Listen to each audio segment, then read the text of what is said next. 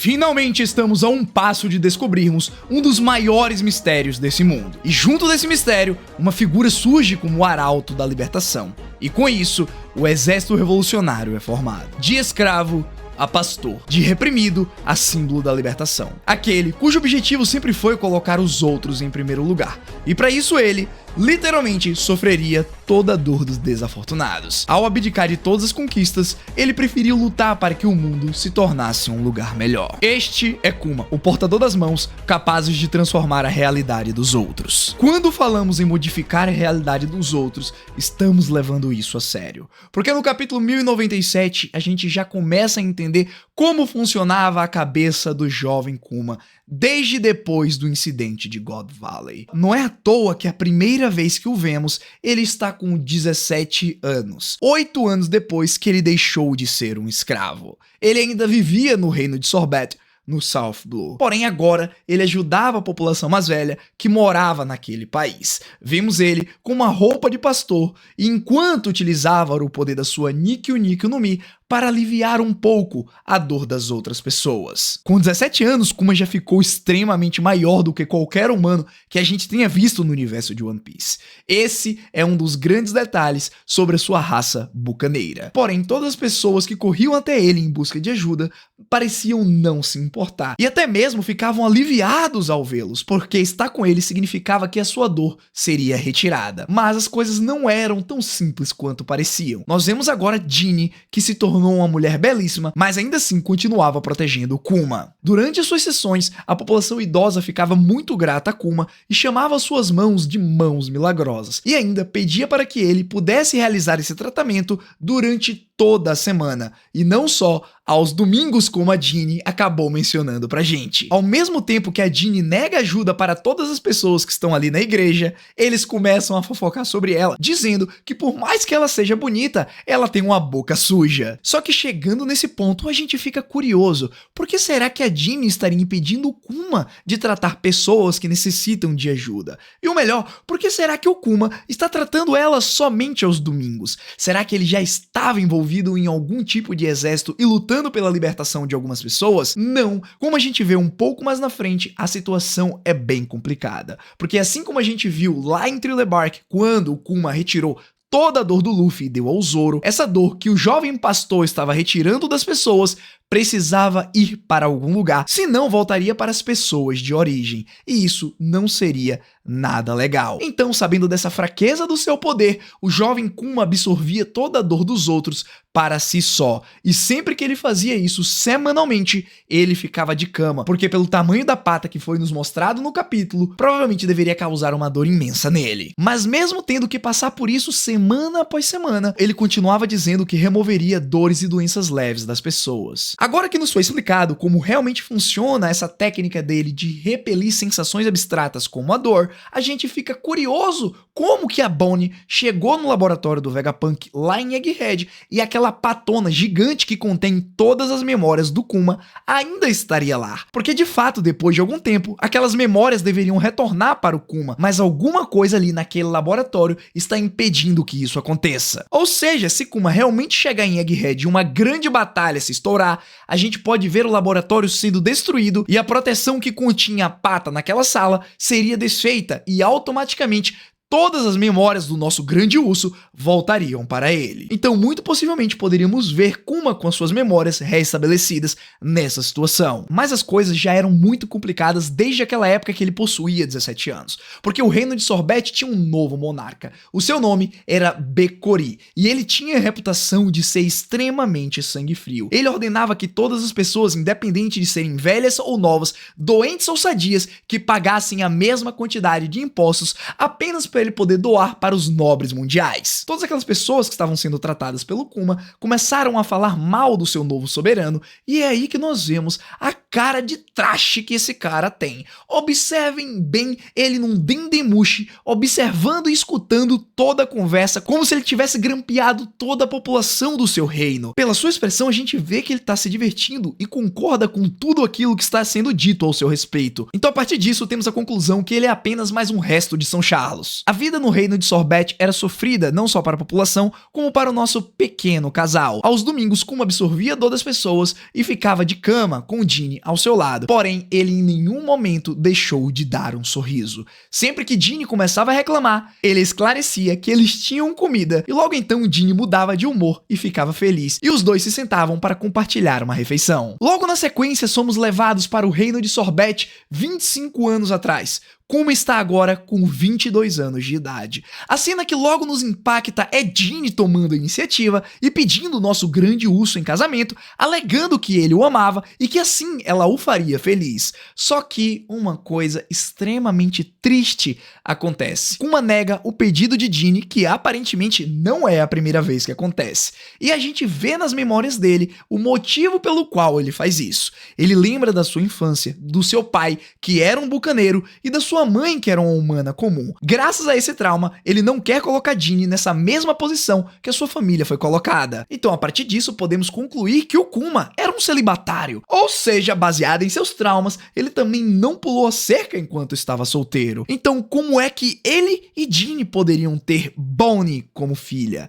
Até esse ponto da história, não havia nenhum bebê e nem mesmo um protótipo sequer de uma ideia que eles teriam uma filha. Então, para solucionar esse mistério, nós temos uma explicação. Mas antes disso, nós percebemos que para fugir do assunto do casamento, Kuma rapidamente pega um jornal e vê a foto do Monkey D. Dragon na sua página. E lá, ele menciona algo sobre o Exército da Liberdade estar causando um protesto em diversos países. Ao olhar para a foto do Dragon, Kuma fica muito feliz e ele menciona que o pai do Luffy, na verdade, pode ser o herói de alguém. E baseado nisso, ele afirma que um dia ele quer ir para o mar para poder utilizar a sua vida para ajudar outras pessoas. Só que em um certo momento, duas pessoas batem em sua porta, levando vários peixes para eles comerem, dizendo que a pescaria foi muito boa. Ou seja, pessoal, prestem muito atenção no design desses dois personagens.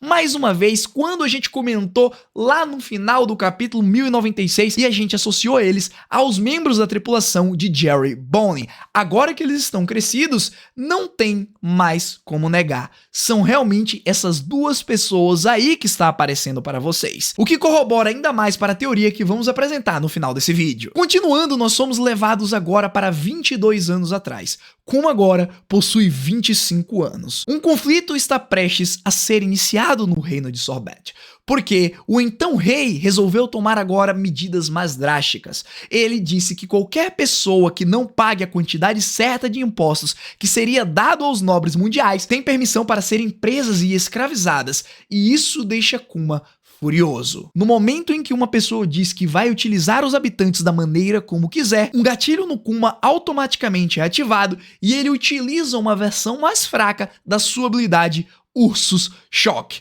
Claro que não foi tão potente como a gente viu lá em Thriller Bark, nem tão potente quanto a gente viu recentemente lá em Mary Joyce, mas foi o suficiente para derrotar todos esses guardinhas fracotes que estavam na frente do portão do palácio. Depois disso, o reino de Sorbet foi dividido em dois. A parte do norte, que é considerado realmente parte do reino, onde tínhamos realmente a população que pagava os tributos para os nobres mundiais, e a região sul, que era composto majoritariamente de pessoas mais velhas, onde o rei declara que é um problema, e que sim, eles precisam remover os velhos do país para que eles possam prosperar. Mais uma vez, um tipo de pensamento bem parecido com o que os Tenryubitos têm, realmente um fantoche do governo. Claramente, a igreja em que Kuma e Ginny viviam fazia parte da região sul, então não podemos nem pensar que seria diferente a postura do nosso grande urso perante a decisão do reino. Só que as coisas acabaram não indo tão bem assim para ele. Na cena a seguir, nós vemos Kuma preso junto de Ginny, e aqueles outros dois personagens também estavam lá com eles. A princípio, apenas o pastor deveria ter sido preso, contudo, Ginny e algumas outras pessoas se revoltaram e exigiu que Kuma fosse libertado, o que acarretou neles sendo surrados e também presos. Durante uma conversa que Kuma estava tendo com a sua amada,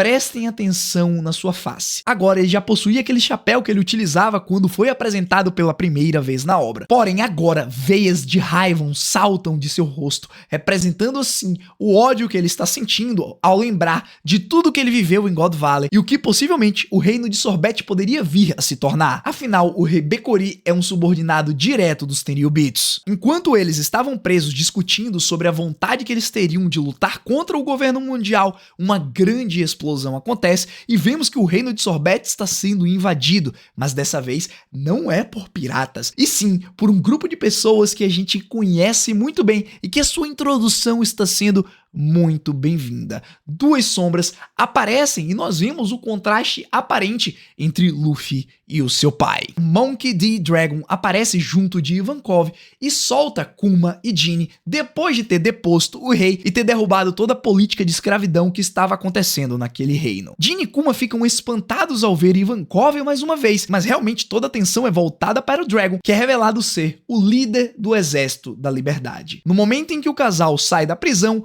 eles automaticamente se juntam a Ivankov e Dragon e começam a lutar ao lado deles para derrubar a maior quantidade de regimes autoritários possíveis. Ou seja, agora sim a gente vê a união de como foi que Kuma e Dragon se conheceram. Para muitos fãs que estavam teorizando que na verdade todo esse encontro aconteceu em God Valley, não, demorou mais de 10 anos para que isso acontecesse, contudo, foi um momento bem oportuno. Depois de serem apresentados como novos membros do Exército da Liberdade, a gente vê aquele painel bonito com o Dragon na frente impondo respeito, o cara tem o drip. E também percebemos todos os seus seguidores logo atrás dele. É revelado que depois de um tempo, o Exército da Libertação se tornou o Exército Revolucionário. E esse sim ficou famoso pelo mundo todo. Desde o momento que Kuma e Ginny se juntaram ao Exército da Libertação, as coisas começaram a andar para frente. Eles precisavam juntar dinheiro e para isso eles começavam a recrutar pessoas que estavam interessados a fazer parte dessa causa e treiná-los de maneira militar.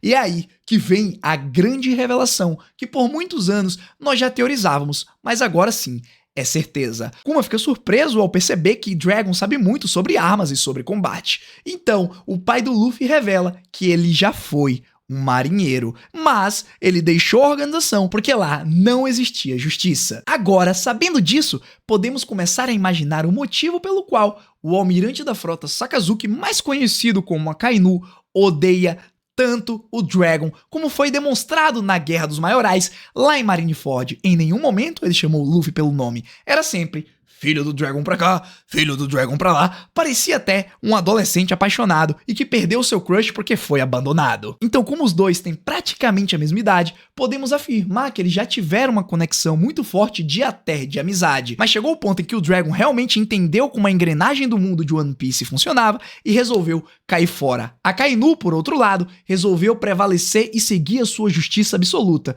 E então começou a odiar Monkey D. Dragon. Ou seja, agora que isso é revelado, então teríamos aquele confronto que todos nós queríamos ver? Dragon vs Akainu? Tendo descoberto o passado do Dragon, Kuma não ficou chateado, pelo contrário, ele ficou maravilhado, e a partir disso, ele promete seguir o Dragon sem nenhuma objeção. E claro que o pai do Luffy olha pra ele e diz que Kuma jamais se arrependeria dessa escolha. Mais 8 anos se passam e Kuma então volta à sua terra natal por algum motivo que não foi revelado no capítulo. Provavelmente, pessoal, é nesse momento que ele vai se tornar Kuma, o tirano, e a gente vai entender exatamente na próxima página. Porque vemos Ginny mais uma vez com um bifão na boca, segurando um rifle, e temos a revelação de que ela se tornou a comandante do leste do Exército Revolucionário. Ela agora parece bem poderosa e importante, porém o seu motivo de felicidade era outra coisa. Ela estava esperando ansiosamente pelo dia seguinte, afinal, ela iria se encontrar com o esquadrão do Kuma lá no reino de Sorbet, provavelmente. Podemos ver pela sua expressão que independente quantos anos se passassem, ela continuava extremamente feliz e apaixonada pelo Kuma simplesmente existir. Mas, como Oda está escrevendo uma narrativa onde as tragédias aconteceram, nós vemos então, no último quadro, a expressão do Dragon. Ele está no antigo quartel-general do Exército Revolucionário, lá em Baltigo. A mensagem que ele recebe é de que Ginny foi sequestrada. Junto a essa informação, é dito que um inimigo inesperado apareceu. Observem atentamente no rosto do Dragon.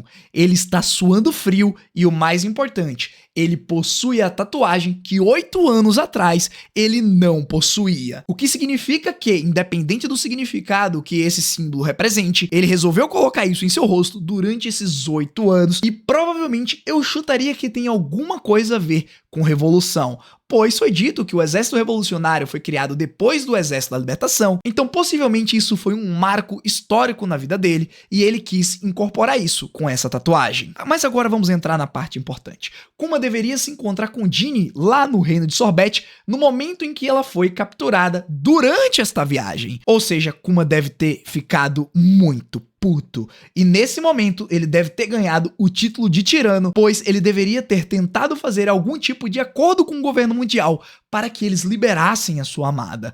Claramente, não foi o suficiente. E aí vamos voltar agora para aquela teoria que eu falei que nós iríamos mencionar no final do vídeo.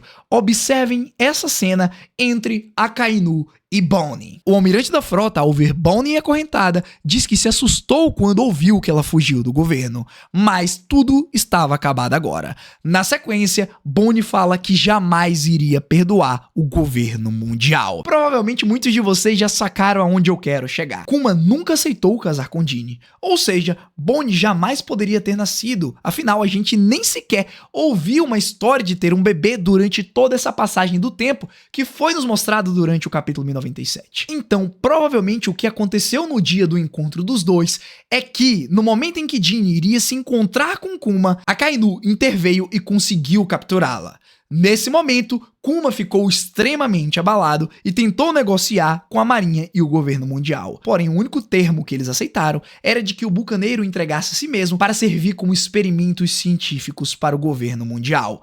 Ou seja, Ginny jamais aceitaria aquilo. Ela provavelmente iria preferir morrer do que ver o Kuma mais uma vez enjaulado. Então, sabendo disso, nosso grande urso tirou parte das memórias dela e fez com que ela pensasse que seu nome era Bonnie e que, na verdade, ela era filha dele. Só que, obviamente, o governo jamais liberaria um prisioneiro sendo do exército revolucionário. Então, eles tentaram dar uma facada nas costas do Kuma. Porém, as coisas não foram muito bem como eles planejaram e Ginny conseguiu fugir com as memórias de que, na verdade, ela era Bonnie. E tudo isso faz mais sentido ainda porque aqueles dois caras que eles conheceram na infância e que eram apaixonadinhos pela Ginny continuaram seguindo ela, mesmo como Jerry e Bonnie. Ou seja, Kuma deve ter conversado com eles e pedido, implorado para que eles protegessem a sua amada, mas que nunca revelassem quem ela era realmente. Então imaginem como isso seria poético. A maneira como Oda escreveria o reencontro de Kuma e Ginny na ilha de Egghead, justamente enfrentando a pessoa que tentou impedi-los de fugir de God Valley. São Jay Garcia Saturn. Então nesse momento, tanto Kuma quanto Ginny recuperariam suas memórias e ao olhar um para o outro, seus olhos se encheriam de lágrimas e eles encontrariam conforto por estarem juntos mais uma vez. Somado a isso, ainda teríamos a cena de Kuma realizando seus sonhos ao ver o Guerreiro da Libertação, Joy Boy, aparecendo e os sons dos tambores sendo emanados por toda a ilha de Egghead. Isso sim seria uma obra-prima digna de Oda gênio. Vocês não concordam? Comentem embaixo que tipo de sentimento esse capítulo trouxe pra vocês. Eu amei saber sobre o Dragon e também adorei o desenvolvimento que o Oda deu pro Kuma e pra Ginny. Em termos de felicidade, eu acredito que ninguém mais seja merecedor do que esse casal.